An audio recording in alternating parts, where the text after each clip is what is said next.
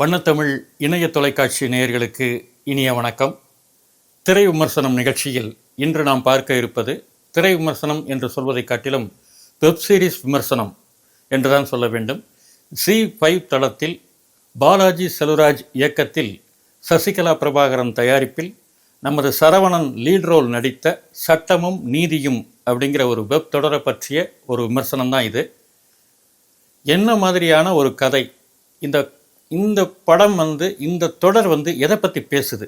பொதுவாக விளிம்பு நிலை மனிதர்களுக்கு, நடுத்தர குடும்பத்தினருக்கு இந்த சட்டமும் நீதியும், அதாவது போலீஸ் ஸ்டேஷன் அண்டு நீதிமன்றம், இது ரெண்டு எப்படி ரியாக்ட் பண்ணுறது?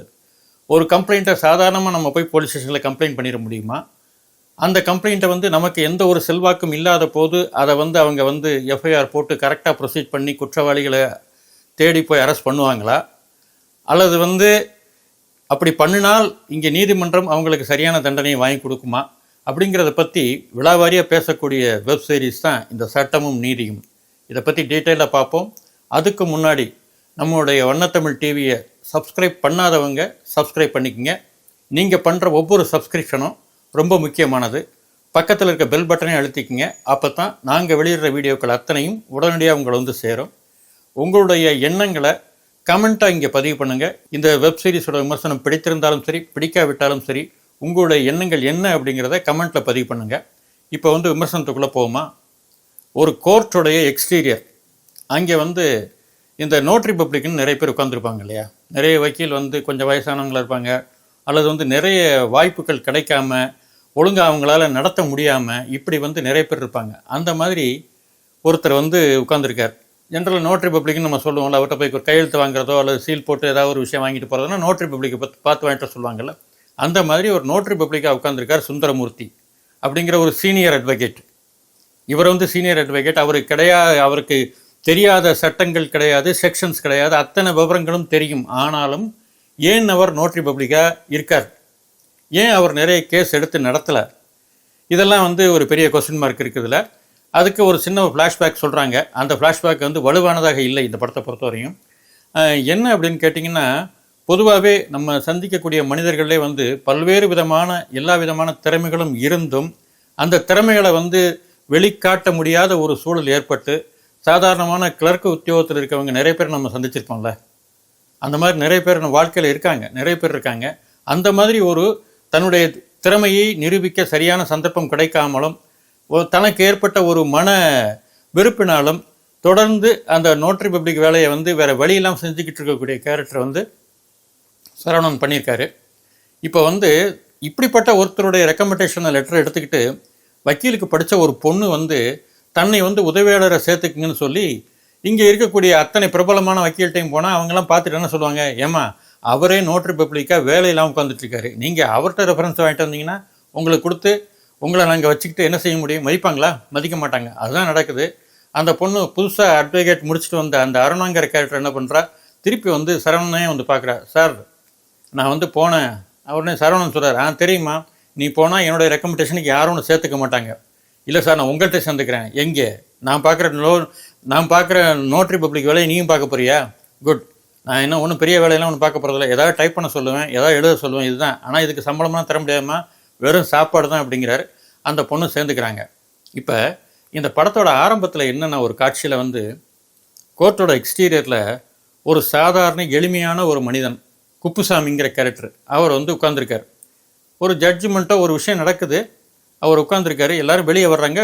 கோர்ட் செஷன் முடிஞ்சு எல்லாம் வெளியே வர்றாங்க. திடீர்னு என்ன பண்ணுறாரு, அவர் கையில் இருக்கக்கூடிய இந்த மண்ணெண்ணெய் கேன் எடுத்து ஊற்றிக்கிட்டு உடம்புல ஊற்றிக்கிட்டு பற்ற வச்சுக்கிறார். அந்த உடம்பு எரிந்து வெந்து அப்படி இறந்து போகிறார். ரொம்ப கொடூரமாக இருக்குது அந்த காட்சி. இப்படி ஒரு விஷயத்தை ஏன் செஞ்சார்? இதன் மூலம் அவர் என்ன உணர்த்துறார் அப்படிங்கிறது இங்கே கேள்வி.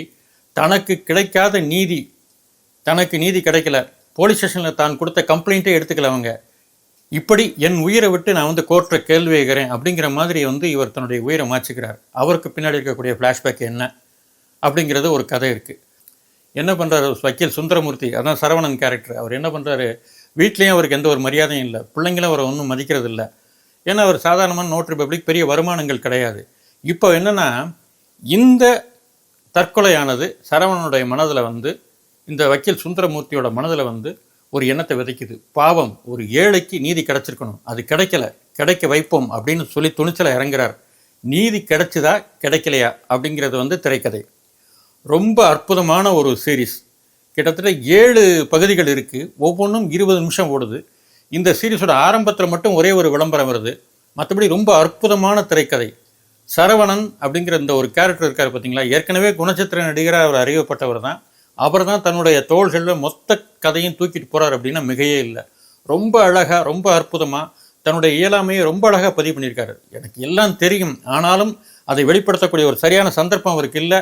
ஏற்கனவே அவருக்கு நடந்த ஒரு மன கஷ்டத்தால் இந்த தொழிலே சரியாக செய்யாமல் விட்டார். அவர் இப்போ திருப்பி கோர்ட்டுக்கு வர்றார். எப்படி ரியாக்ட் பண்ணுறார் அப்படிங்கிறது ரொம்ப பிரமாதமாக பண்ணியிருப்பார்.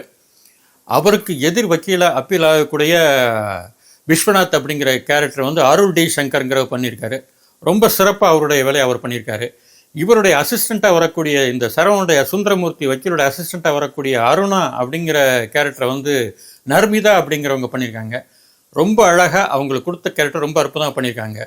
அதாவது என்னென்னா, ஒரு மினிமம் பட்ஜெட்டில் ரொம்ப அற்புதமான ஒரு சீரியல். என்ன காரணம் அப்படின்னா, அவ்வளவு வலுவான ஒரு திரைக்கதை, விளிம்பு நிலை மனிதர்களை பற்றிய கதை அப்படிங்கிறதுனால அந்த கதைக்குள்ளே நம்ம இருக்கிறோம். அந்த சரவணன் கேரக்டரில் நிறைய பேர் இருப்பாங்க. ஏன்னா வாழ்க்கையில் சாதிக்கணும்னு நினச்சி சாதிக்க முடியாமல் போய் வேறு வழியே இல்லாமல் ஏதோ ஒரு வேலையை பண்ணிகிட்டு இருப்பாங்கள்ல, அவங்க எல்லாம் தன்னை சரவணனை கற்பனை பண்ணிக்குவாங்க. அதுதான் இந்த சீரீஸோடைய வெற்றி. ரொம்ப அற்புதமான திரைக்கதை. இதில் ஒரே ஒரு மைனஸ் பாயிண்ட் அப்படின்னு மைனஸ் பாயிண்ட் சொல்ல முடியாது, அப்படி சொல்லணும் அப்படின்னு கேட்டிங்கன்னா, இதில் அந்த இந்த ஏன் குப்புசாமி தற்கொலை பண்ணிக்கிட்டார் அப்படிங்கிறதுக்கு சில காரணங்கள் சொல்கிறாங்க. அவருடைய பொண்ணு வெண்ணிலா, அந்த பொண்ணை அதிகாரத்தில் இருக்கவங்க கடத்திக்கிட்டு போயிடுறாங்க, நாசப்படுத்திடுறாங்க. அதைத்தான் போய் அவர் கம்ப்ளைண்ட் கொடுக்க போலீஸ் ஸ்டேஷனுக்கு போகிறாரு. அங்கேயும் அவரை யாரும் மதிக்கலை. கோர்ட்டுக்கு பண்ணுறாரு, அங்கேயும் யாரும் மதிக்கலை. அதனால் அதை மன கஷ்டத்தால் தான் அவர் சூசைட் பண்ணிக்கிறார். அந்த பொண்ணுடைய அப்பா அம்மா அப்படின்னு புதுசாக ஒரு 2 கேரக்டரை பற்றி சொல்கிறாங்க. அவங்க வர்ற காட்சியெல்லாம் கொஞ்சம் சீரியல் தன்மையோடு இருக்குது. அந்த சீரியல் தன்மை மட்டும் இல்லைன்னா இன்னும் சிறப்பாக இந்த சீரீஸ் அமைஞ்சிருக்கும்.